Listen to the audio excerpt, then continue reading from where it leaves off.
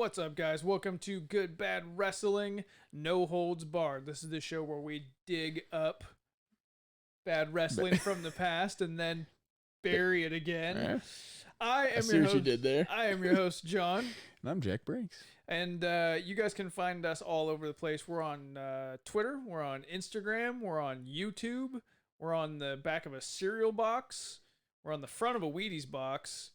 We're everywhere. Are you sure it's not the other way around? Maybe we're on the back of a milk carton. Milk carton, yeah. Front of a milk carton, back of a Wheaties box. I don't know. Yeah, we're everywhere is what he's trying to say. If you're on the YouTube side fucking deals. and you're looking at our big stupid faces, super kick that subscribe button that's down here so you don't miss anything. Drop us a comment. Let us know what you think of the episode if you're into that sort of thing. All right. Yeah. Well, recently the Undertaker retired, and God, I hope he actually does. Not because we don't like the Undertaker, we absolutely love the Undertaker, but he's done it all. He's done enough. We don't need any more. He's done everything several times over. So today we have got a great example of the things that we don't want the Undertaker to do any more of. Yeah. Okay, so the Undertaker, by virtue of his size and his height and his supernatural gimmick, he has had to do a lot of really stupid shit. Very, very stupid. We're going to talk about today what is this match called? It's the Handicap Tag Team Concrete Crypt match from Great American Bash 2004. I think that's the name of this match. It might be. Is Tori Wilson pointing at me? we have the bash up on the network here with Tori Wilson, who is scantily clad. I think she's pointing at me, but it's definitely me. But yes. Anyway, we digress. So this match followed, just so you guys know for some context, JBL and Eddie Guerrero. Yeah, I think this is JBL's first WWE championship in a cowbell match that he won from Eddie Guerrero, who was at the peak of babyfacehood in what was probably a really entertaining match. Yeah.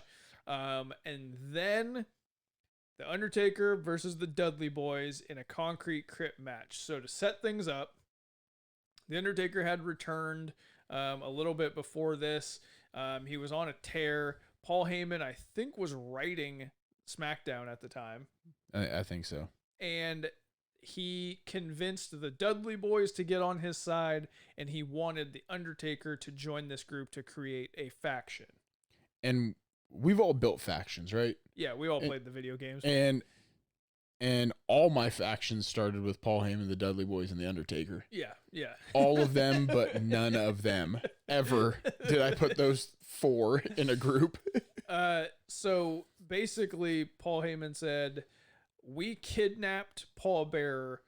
Join our group. And if you don't, then we're going to lock him in a glass case and we're going to fill that case with cement."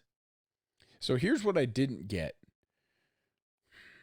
He took based on the vignette, he takes the urn, Yes. which holds the power of Undertaker and Paul Bearer. Right. And then the Undertaker starts doing his bidding. And he starts destroying everybody. Right. Okay. Which is what he wants. Right. So then to get him to do what he wants him to do, which he's already doing, he threatens to murder Paul Bearer on live TV to do what he wants him to do that he's already doing. Right. Okay. So we're going to have a little bit of who's on first going here. So they set up. Wait, who? Who's in this match? Jim the Anvil Neidhart. They set up the match, right? Dudley Boyz versus Undertaker. Paul Bearer with the urn. Paul Heyman with the urn has Paul Bearer in the case, and he's telling Undertaker, do the right thing, which I took to mean lose the match. Yeah, he wants him to just lay down. And is this supposed to be like proving his loyalty? I guess. So what is the idea here? That if he wins the match, then we will just no longer commit murder on your friend? And if you lose the match, then we won't murder your friend? Or is it no matter what, we're gonna murder your friend? Murder is the thing here, and the match is so goddamn irrelevant. Yeah. Not murder. Murder, death, kill is what he's. So when the match starts, Paul Heyman does a little display of power, and he puts just a little bit of concrete in the bottom of Paul Bearer's crypt. God damn it, this is stupid. and I said to you, what must the live crowd have seen when Paul Bearer got to the crypt? Did they see Heyman strong arming him in there? Or that's an image. Or did they see him walking in there all on his own power? Just saunter into this glass case and sit in a chair and let them tie him to the chair. Did the Dudley Boyz strong arm him in there, then walk right back through the tunnel, then their music hit and came right back out? How did he get in the box? Because the box was already out there. It doesn't have a door, and he's a really big man. Good point. I think at one point it zooms out and it's on like wheels. Okay. So they probably just wheeled it out with him in it. Okay, so they put him in there in the back and then wheeled the thing out. Yeah. Okay. I guess that makes a little more sense. Which to me is a little anticlimactic, right? You're push it out of the way. Just like, here you go. Like you create this display. If they did it right, you'd have the Dudleys and Paul Heyman, I almost said strangling. That's not wrangling him into this case. Right. Because it just creates an image of right. Not just wheels him out.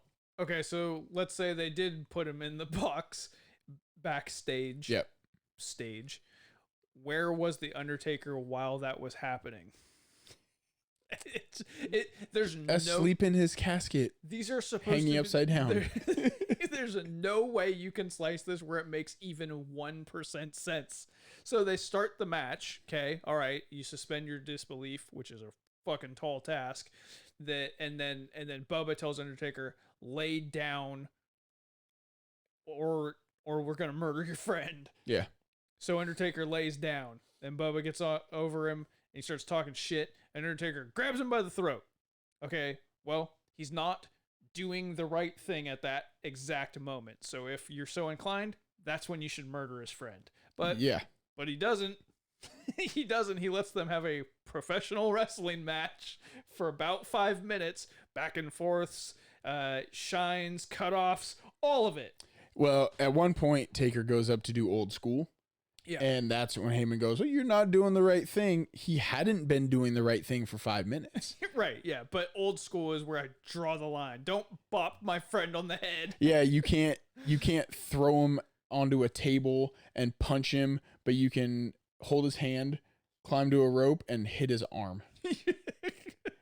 That's where and so not doing that. So Heyman starts filling the thing up. Undertaker kind of gives the impression, okay. After Heyman says "bad dog" a bunch of times into the microphone. Yeah, it's kind of awkward. And then Undertaker goes, okay, I'll be good. And then the fight continues. Yeah, I'll be good. Don't murder my friend, but I'm not going to lay down and do the right thing, but you're still not going to murder my friend. This is making my brain hurt. So then It's because you suck at math. Undertaker at one point walks down the aisle to stop Heyman, and the Dudleys jump him there. And then they bring him back, and then they have a more wrestling match. Wrestling. At one point, D'Von hits him in the ball bag, and Taz says on commentary that Brian Hebner, the referee, was distracted with Bubba, implying that's why there was no disqualification. It's a handicap match with somebody getting murdered in concrete. What the hell would Brian Hebner do to stop any of this? And that was after Brian Hebner watched Bubba hit the Undertaker with a huge, heavy, hard piece of wood from the announcer's table that Bubba had to force down because it's so light it floats, and he tried to force it down, but there's but he couldn't, and so it tapped the Undertaker. Yes. So mercifully, this match comes to an end. Undertaker chokeslams one of the Dudleys, tombstones the other one, wins the match. But Paul Heyman goes, nuts to that. I'm killing your friend anyway. Yeah. And he goes to walk over to the dump truck, concrete truck, concrete truck, which is I laughed, and I didn't say anything when we were watching it, but they're talking about the concrete is up to Paul Bearer's chin, to which I thought, well, that could still be a long way to go because he had a chin 8 miles long. Such a piece of shit. Yeah, so Heyman goes to walk over to the truck. Undertaker does nothing, and lightning hits the truck, which is probably, for me, was probably the coolest part of the match. Yeah. Did you notice the look in the live fans' face?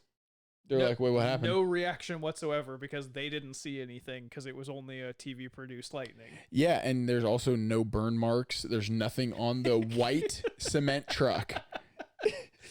Heyman squeals like a little child and runs away. Undertaker goes over to the truck, does his little kneel thing. They play his music. They stop his music. Then he suddenly has a microphone in his hand out of nowhere. It was in his pocket. Maybe, I don't know. He wrestled this seemingly hour-long match with a microphone.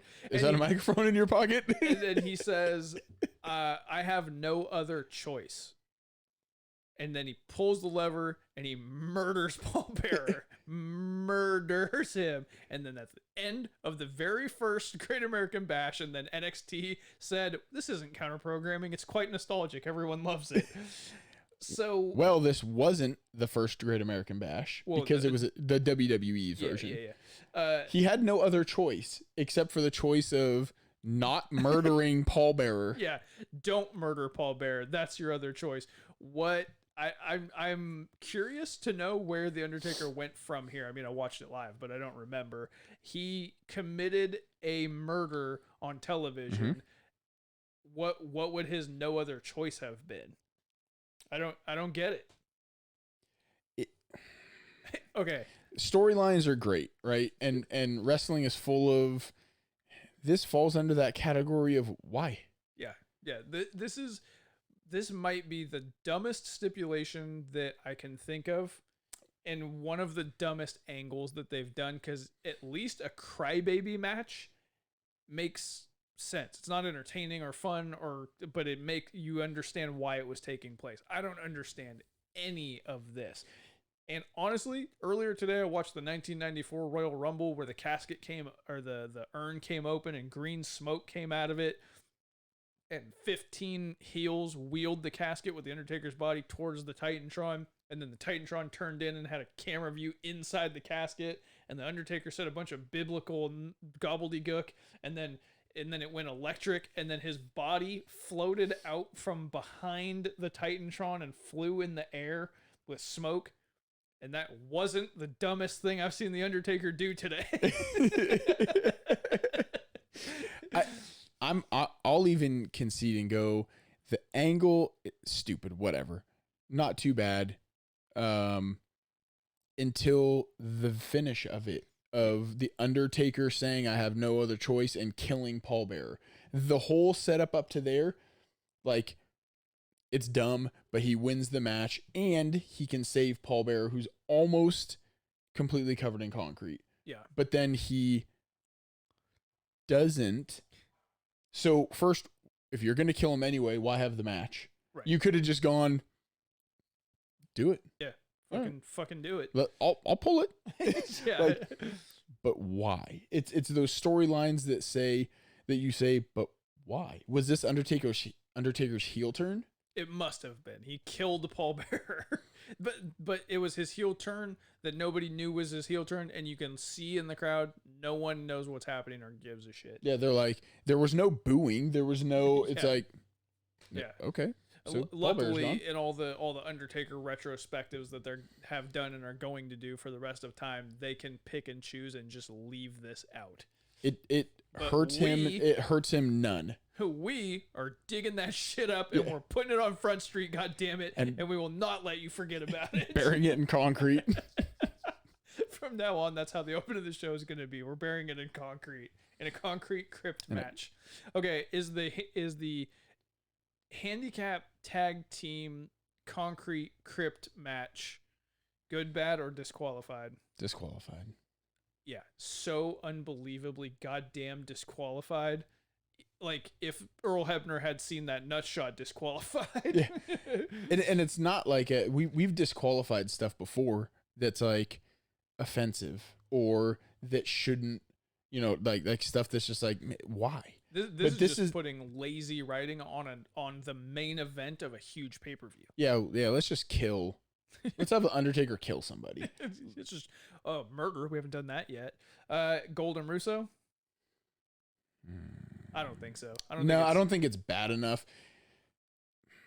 No. Yeah. It's one of those moments like we were saying, we were talking like Undertaker, it doesn't matter. Like it doesn't affect his stock. There's too much good. Like he's done too much good that the bad is just sort of hilarious, honestly. Like he survived some of the worst eras in wrestling, in my opinion, and still managed to come out. Like if you make a Mount Rushmore, I think somebody posted something on Instagram the other day where they made like people doing their own Mount Rushmore of wrestling. Undertaker's on it. 100%. Absolutely. And he did that even going through the 2000 to now 20 years of fucking before garbage. Way before that, he had Giant Gonzalez. Yeah. He had Duplicate Undertaker. He had nothing against Godfather, but he had Kama Mustafa and the melted down urn into a necklace stipulation.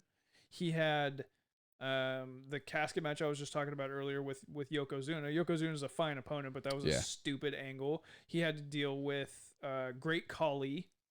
He had so many dumb things given to him because of the nature of his character and because of he's tall. Like so many height and weight based opponents. Like he swallowed his pride, and even through all of that bullshit, he's still maybe the biggest legend the business has. The worst. I'll still watch the worst stuff of the Undertaker. Absolutely. Just for his entrance. Yeah, a lot of it's really funny now. Like a lot of it is actually kind of, it's part of the times and it's amusing. And when it goes with the Shawn Michaels matches and the Triple H matches and the Edge and the Kane stuff at the beginning, and then that turned stupid. But at first it was really good. Yeah. Like there's so much good. There's so much good. But he is actually, he's good bad. His career wise is good bad. Yeah, and his character is and unfortunately, because of his success, is why they keep trying to do Mordecai and the Fiend and all these dumbass supernatural characters, and they almost Boogeyman. They almost had it with Finn Balor and the Demon, but they dropped the ball. On that, but like they always. Yeah, and now that I guarantee you, within a year, Aleister Black is going to be having superpowers. Yeah. So, anyways, that's where we're going to leave it on that. Make sure you follow us everywhere so you can have a little suggestion for what maybe we're going to cover in the future. Let us know what you think of the handicap tag team concrete Crypt match from Great American Bash 2004 in the comments below, and we will catch you guys next time. Peace.